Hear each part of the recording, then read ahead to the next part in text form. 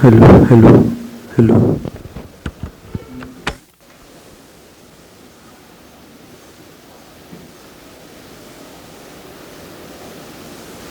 So we came to the stage where, like one who knows not, questioning, he cried. That is, Narad flings a question as if he does not know.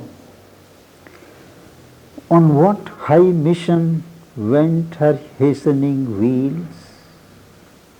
Whence came she with this glory in her heart and paradise made visible in her eyes?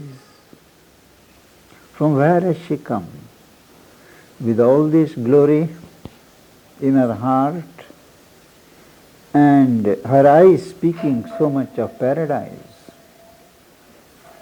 What sudden God has met? What face supreme? Which God has she met suddenly? Which supreme face has she encountered? That's Narad's question.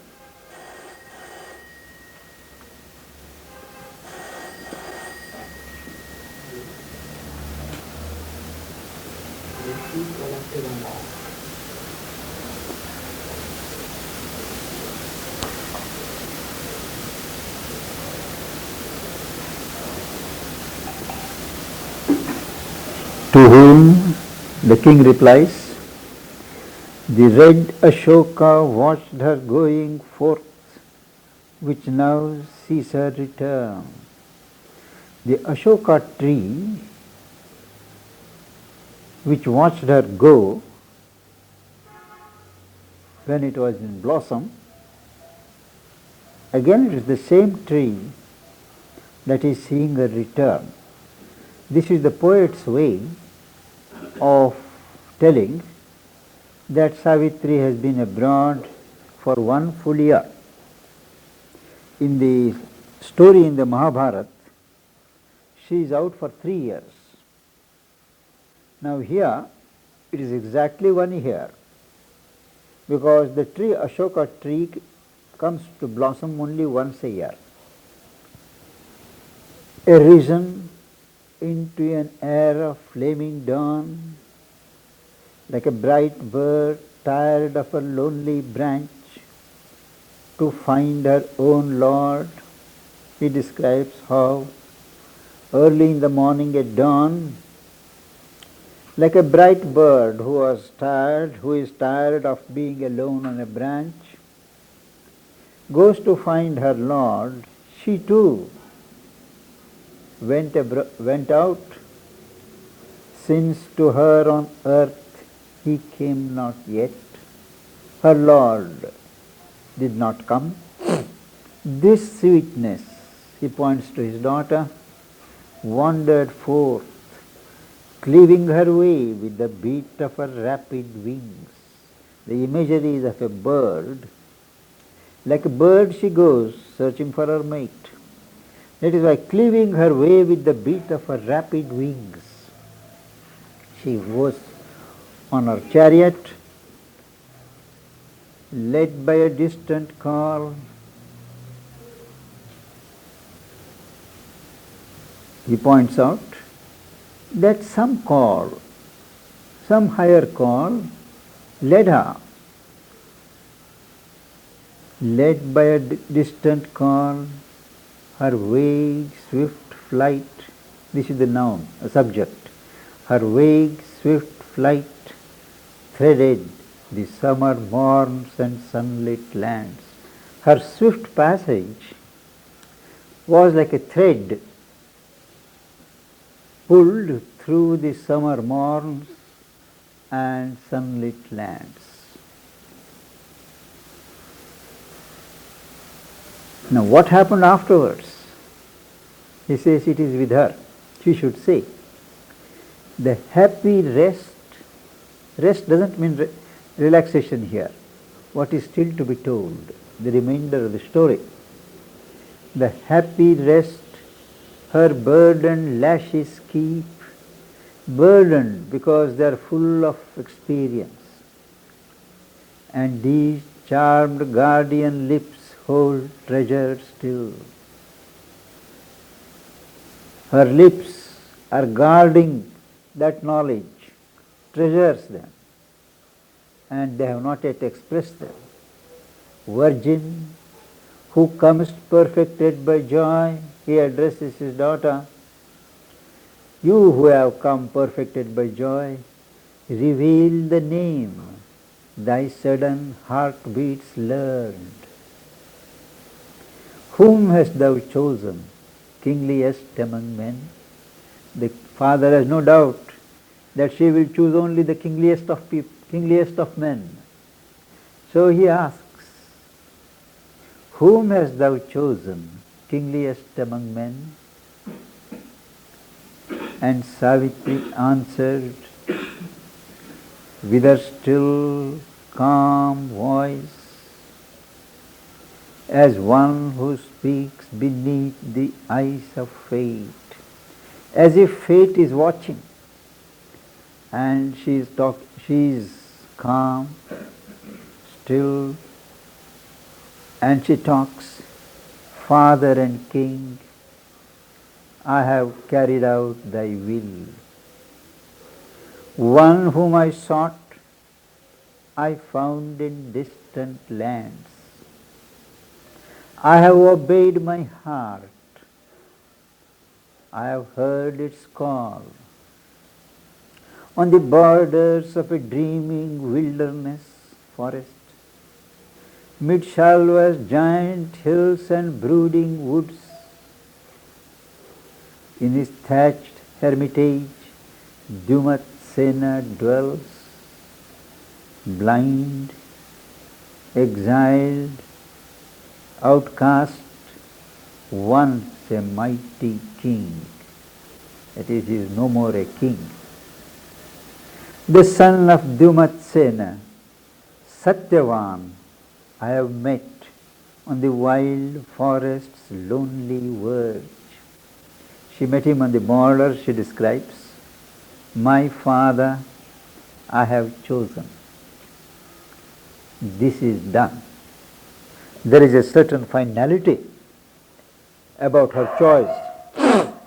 So she says, I have chosen, this is done. Astonished, all sat silent for a space. Astonished because she has chosen someone living as an exile, deprived of his kingdom, a blind king, his son, living in poverty. Then Ashwapati looked within. As she says that, he looks within and saw a heavy shadow float above the name, chased by a sudden and stupendous light. The moment she utters the name, he saw a heavy shadow like a cloud float above the name Satyavan. But he also saw that shadow being chased by a sudden and stupendous light. He looked into his daughter's eyes and spoke, well hast thou done, and I approve thy choice. If this is all, then all is surely well. If there is more, then all can still be well. Because he has seen that stupendous light chasing away the shadow. So he is assured that all will be well ultimately. If there is more, then all can still be well. Whether it seem good or evil to men's eyes. Now this is a poet's observation in the mouth of a Narad. Whether it seem good or evil to men's eyes, only for good the secret will can work. This is not only referring to Savitri's choice, it is a general statement of truth in the world. Men may call it good, men may call it evil. But the secret will that affects these things works only for good. We don't understand it, we call it evil. Whether it seem good or evil to men's eyes, only for good the secret will can work. Our destiny is written in double terms. Our fate, our destiny is written in contradictory terms. And what are the double terms? Through nature's contraries, we draw near God. Good and bad, beautiful and ugly, kind and cruel, all these dvandvas, dualities. Through the churning and the crossing of these dualities, the human soul draws nearer God. That is how he says, out of darkness we still grow to light. Tamasoma jyotir gamaya. Death is our road to immortality. Mrityorma amritam gamaya. Cry woe, the world's lost voices wail. The depressed and the defeated voices of the world shout. Cry woe, shout. All is finished, all is finished. But he says, yet conquers the eternal good at last. Though we say failure, defeat, evil, suffering, at last, what is eternal good? That conquers. That is what Narad says. Then might the sage have spoken. I'm sorry, this is Ashwapati who is saying. And he tries to convince himself and others that whatever the appearance, things will be all right in the end. Then might the sage have spoken.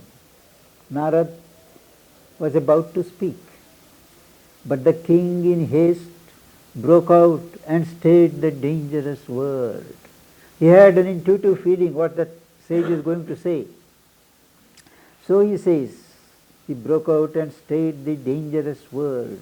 He says, O singer of the ultimate ecstasy, not the pleasures and delights of the present world, but of the ultimate ecstasy. Lend not a dangerous vision to the blind. To human beings, blind as they are, it is good for them not to know too much. Don't give them a dangerous vision. Because by native right thou hast seen clear. You have a right, and by your own nature you can see. But don't give that vision to the blind here. Impose not on the mortal stimulus breast the dire ordeal that foreknowledge brings. Foreknowledge. To know what is going to happen tomorrow or the day after is an ordeal, because we can't prevent it. We lose our peace of mind, we lose our balance, and we are already half dead before the things arrive. So it is an ordeal. He says, the man's tremulous breast, shaking, quaking breast as it is, don't impose upon it the dire ordeal that foreknowledge brings. Demand not now the Godhead in our acts. Only a Godhead can bear it. Don't expect us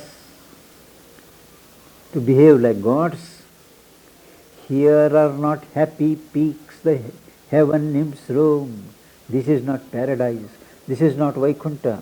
These are not the heights of Kailas where the nymphs and the apsaras roam and dance.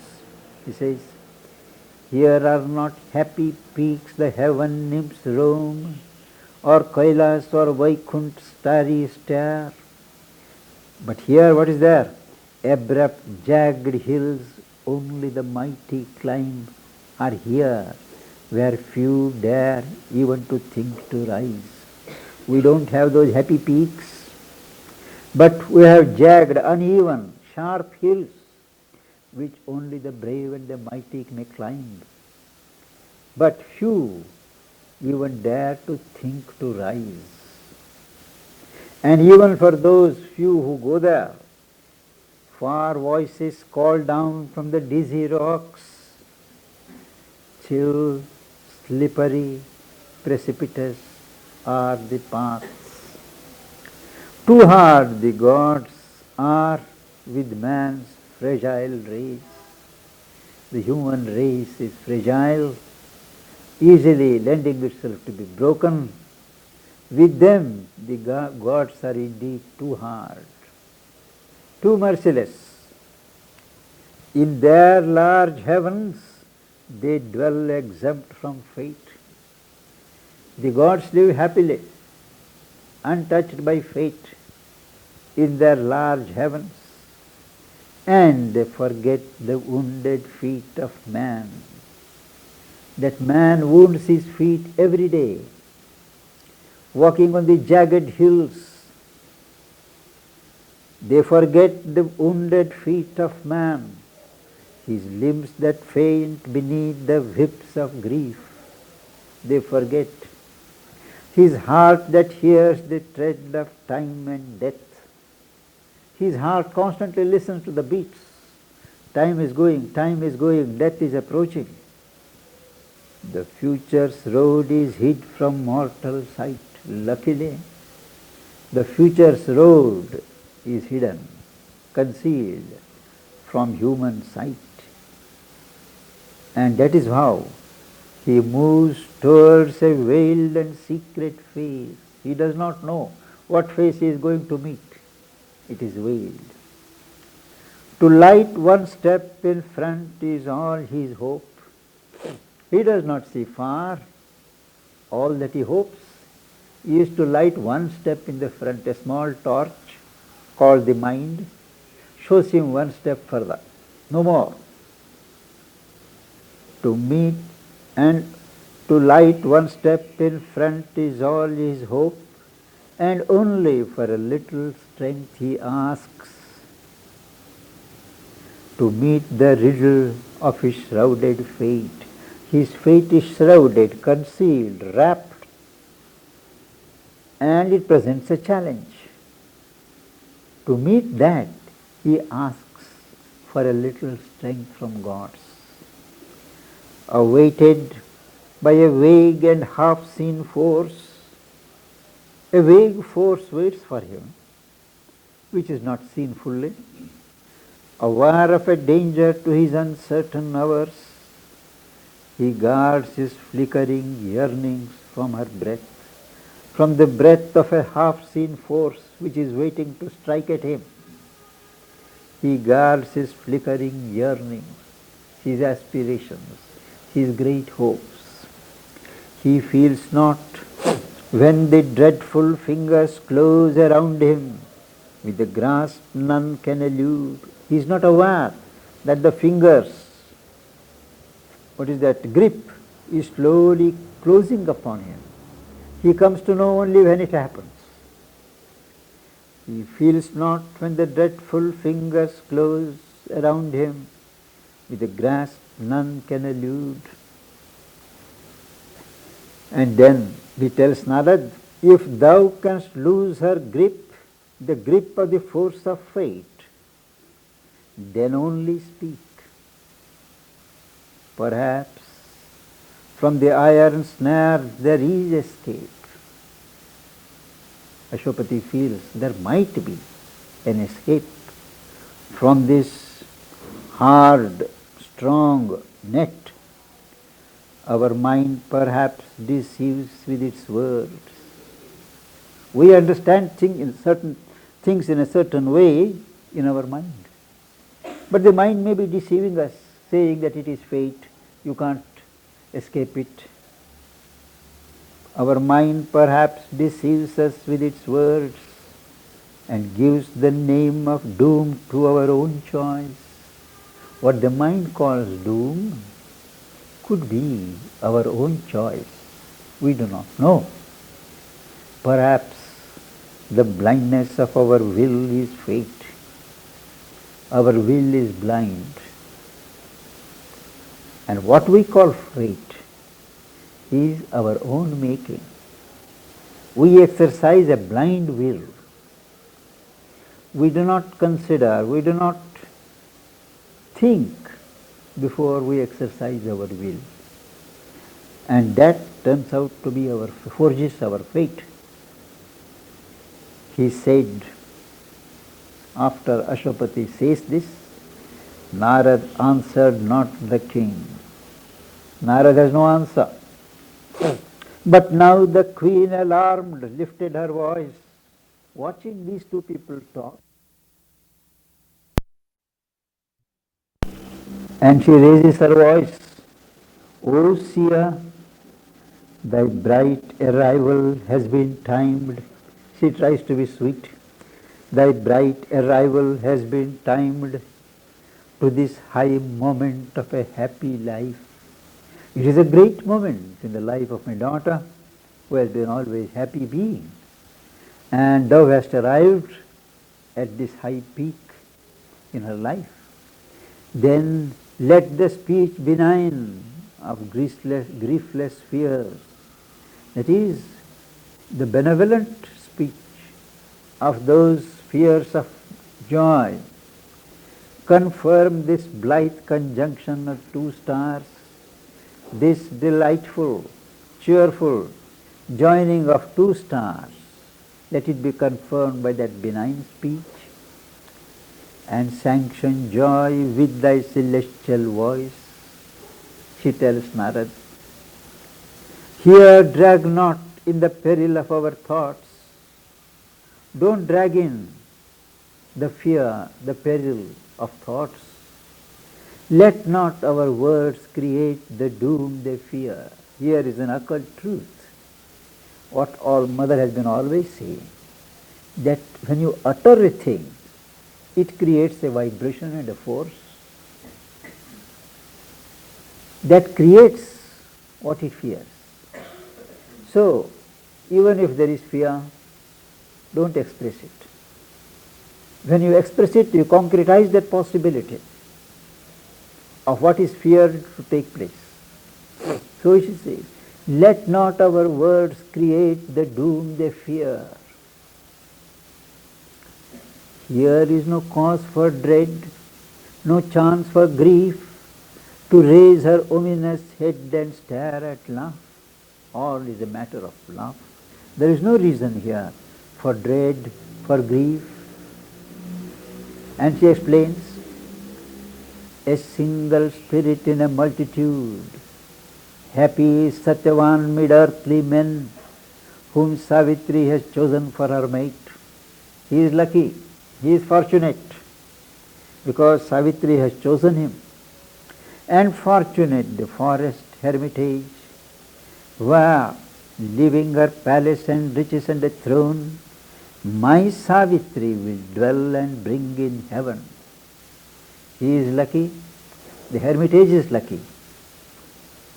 Then let thy blessing put the immortal seal on these bright lives' unstained felicity.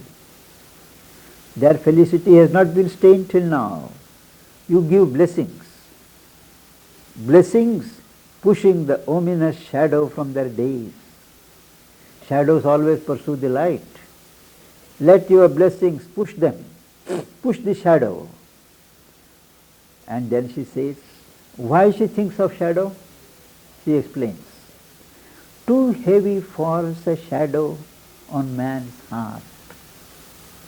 It dares not be too happy upon earth. Man's heart does not dare to be too happy, because it is always apprehensive that the shadow will come.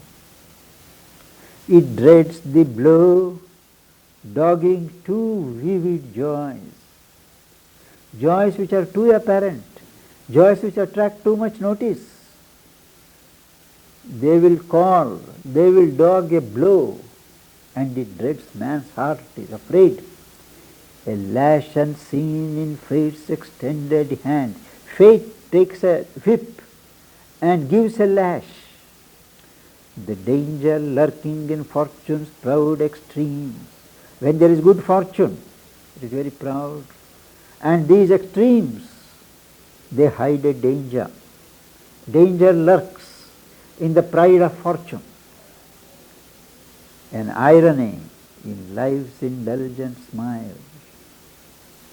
When a person is proud, values in his fortune, life gives an indulgent smile. And there is irony in it, because she pities the man, she pities the person, that he does not know what is round the corner. An irony in life's indulgent smile, and trembles at the laughter of the gods. The gods are going to laugh. Or, she says, if crouches unseen a panther doom, if in this situation a panther, a tiger, the doom that is in the form of a tiger, a panther in the form of doom, crouches, waiting to strike, if wings of evil brood above that house, that hermitage, then also speak. She tells Narad with force. If crouches unseen a panther doom, if wings of evil brood above that house, then also speak, that we may turn aside and rescue our lives from hazard of wayside doom and chance entanglement of an alien fate. It's not too late. We can still rescue ourselves from the hazard, from the danger of the doom that is facing us on the wayside. And we have entangled ourselves by chance in a fate that is alien to us. And Narad slowly answered to the queen, what help is in prevision to the driven? He says, those who are driven by fate, those who are driven by their own karmic consequences, what help is prevision? To know beforehand, how does it help? Safe doors cry opening near, the doomed pass on. As you go, going to danger, safe doors cry opening near, they are opened by grace. And as they open, they make a noise, drawing your attention. You can escape here. But the doomed pass on. They don't look at here, they don't hear. They are too lost in their own grief or whatever, excitement, and they pass on.